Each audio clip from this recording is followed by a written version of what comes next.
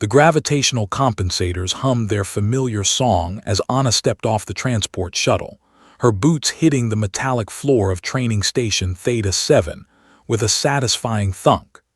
She adjusted the strap of her duffel bag and looked around the sterile corridor, taking in the blue-white lighting that seemed to make everything look slightly unreal.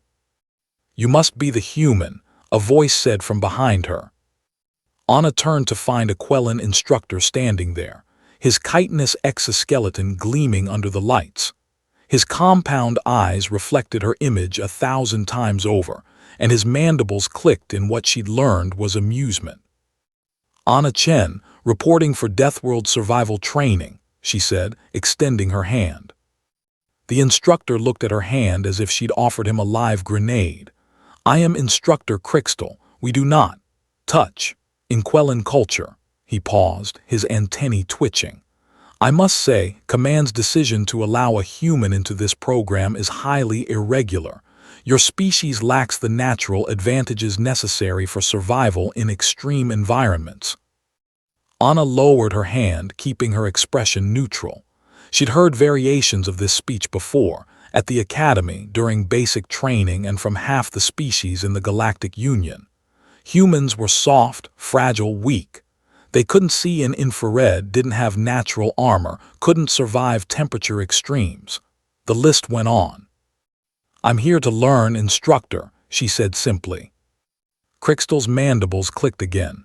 "Follow me. I will show you to your quarters. Training begins at 600 hours tomorrow. I suggest you rest. Most species find the first week challenging."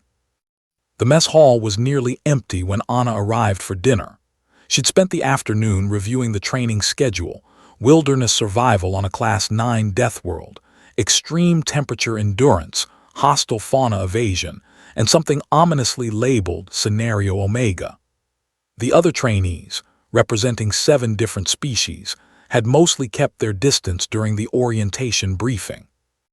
Anna grabbed a tray and moved down the line. The food synthesizers on Union stations were programmed for hundreds of species, but the human options were always basic: protein paste, carbohydrate blocks, vitamin supplements. She'd learned to supplement with whatever she'd brought from home. She reached into her bag and pulled out a small container. Inside was leftover lasagna her mother had made before she'd shipped out. It had been frozen, vacuum-sealed, and carefully transported across 3 star systems. Anna had been saving it for when she needed a reminder of home. Tonight seemed like that night. She found a table in the corner and sat down, opening the container. The smell of tomatoes, basil, and cheese hit her immediately, and she felt herself relax for the first time since arriving. She took a bite, savoring the complex flavors: the tangy sauce, the creamy ricotta, the slight char on the edges where the cheese had caramelized. "What is that smell?" Anna looked up to find a Drazen standing nearby, his scaled snout wrinkled in what might have been disgust or confusion. His name was David. She remembered him from the briefing. He was tall, nearly 7 feet, with iridescent scales that shifted from green to blue depending on the angle of light. "Lasagna," Anna said, swallowing her bite. "It's an Italian dish from Earth." David's head tilted, his vertical pupils contracting. "It smells aggressive. Is it a chemical weapon?" Anna couldn't help but laugh. "No, it's food. Want to try some?" The Drazen took a step back. Drazen digestive systems are highly specialized. We consume liquid nutrients exclusively. The concept of solid food is disturbing. "Suit yourself," Anna said, taking another bite. She noticed more heads turning in her direction. A Quellan at a nearby table had her antennae pointed directly at Anna. 2 V-Rin, crystalline beings who communicated through harmonic frequencies, were literally vibrating with what their translator rendered as concern. Instructor Crystal appeared at her table as if materialized from thin air. "Cadet Chen, what are you consuming?" Anna looked down at her lasagna, then back at the instructor. "Dinner, sir." "That is not synthesizer food." "No, sir, it's from home." Crystal's antennae twitched rapidly. You transported perishable organic matter across multiple star systems to consume it here. It was frozen, sir, properly preserved. The instructor's mandibles worked silently for a moment. Humans, he finally said, are either the most resourceful species in the galaxy or the most foolish. I have not yet determined which. He turned to leave, then paused. 600 hours, cadet. Do not be late. The first week of training was exactly as brutal as Crystal had promised. They were dropped on Xerxes 4, a planet where the temperature swung from minus 40 degrees Celsius at night to 55 degrees during the day. The atmosphere was technically breathable but thin enough to make every breath feel insufficient. The local fauna included six-legged predators with venom that could paralyze most species in seconds. Anna watched 3 trainees drop out in the first 2 days. But something strange happened as the days wore on. While other species struggled with the temperature extremes, Anna found she could adapt. Her human biology, the same biology that made her weak by galactic standards, came with an unexpected advantage. She could sweat. While the Drazen had to retreat to cooling stations every few hours and the Quellan became sluggish in the heat, Anna kept moving. When the temperature dropped at night, her human ability to shiver and generate heat through muscle movement kept her functional while others struggled. David noticed first. On the 5th day, as they were tracking a water source through rocky terrain, he moved alongside her. "You are not struggling," he observed, his translator rendering his hissing speech into flat standard. "The heat does not affect you as it affects us." Anna wiped sweat from her forehead. "I'm definitely affected, I'm just adapted for it. Humans evolved on a planet with significant temperature variations. We had to be flexible." "Flexible," David repeated, tasting the word. His scales shifted to a thoughtful purple. "An interesting advantage." That night around the campfire they'd built for warmth and to ward off predators, David asked her about Earth. Anna found herself describing seasons, oceans, mountains, and deserts, all existing on a single planet. The other trainees listened, their various appendages still as they absorbed this information. "Your world has all these environments?" asked a Virin named Melodia, her crystalline structure refracting the firelight into rainbow patterns. "And your species survived in all of them?" "Not just survived," Anna said. "We spread to every continent, adapted to every climate. We're persistence hunters. We might not be the fastest or strongest, but we don't give up easily." Instructor Crystal, who had been observing from the shadows, clicked his mandibles thoughtfully but said nothing. The final test was Scenario Omega, and the instructors revealed it on the morning of the 10th day. They would be dropped individually into hostile territory with minimal supplies. The objective: survive for 72 hours and reach the extraction point 30 kilometers away.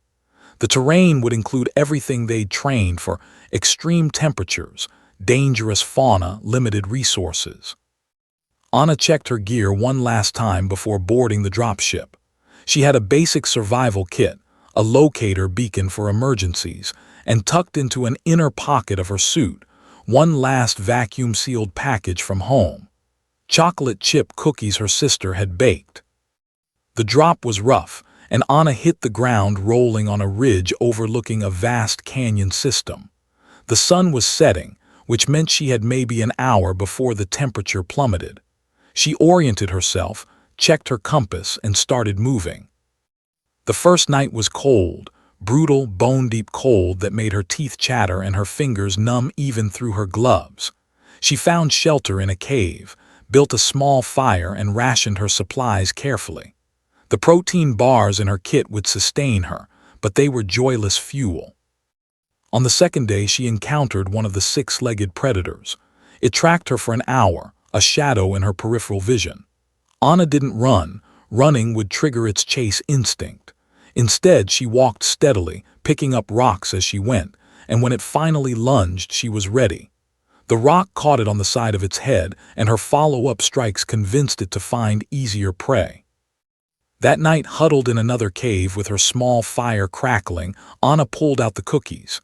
They were broken, fragmented from the journey and the drop, but they were still good. She ate them slowly, one piece at a time, savoring the butter and sugar and chocolate. Each bite was a reminder of home, of why she was doing this. She thought about her mother's lasagna, about the look on Crystal's face when he couldn't understand why she'd carried food across the stars. The other species saw it as illogical, inefficient. But humans understood that survival wasn't just about staying alive. It was about having something worth surviving for. On the third day, Anna reached the extraction point with 4 hours to spare. She wasn't the first. David had arrived an hour earlier, but she wasn't the last either. 2 more trainees arrived before the deadline. 3 others had triggered their emergency beacons. Instructor Crystal stood at the extraction point, his compound eyes taking in the bedraggled survivors. When his gaze settled on Anna, his antennae performed a complex dance she'd learned meant approval. "Cadet Chen," he said, "you performed adequately." Coming from Crystal, it was practically a standing ovation.